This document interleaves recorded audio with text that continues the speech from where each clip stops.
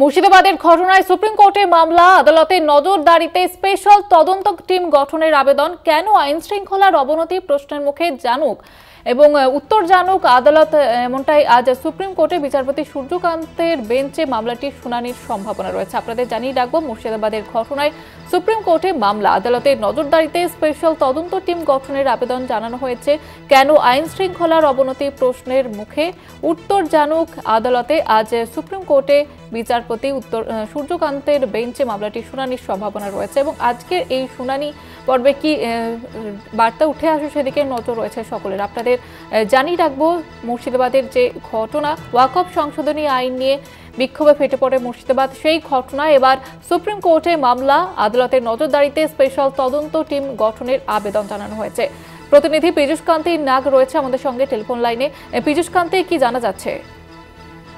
দেখো, মুর্শিদাবাদের ঘটনা নিয়ে সুপ্রিম কোর্টের দ্বারস্থ এক আবেদনকারী, তার দাবি মুর্শিদাবাদে যে ধরনের আইন শৃঙ্খলার পরিস্থিতি সৃষ্টি হয়েছিল সে বিষয়ে জবাবদিহি করুক সুপ্রিম কোর্ট রাজ্যের কাছে, এবং পাশাপাশি সুপ্রিম কোর্টের নজরদারিতে একটি স্পেশাল ইনভেস্টিগেশন টিম সিট গঠন করা হোক, সেই সিটের মাধ্যমে মুর্শিদাবাদের ঘটনার তদন্ত হোক।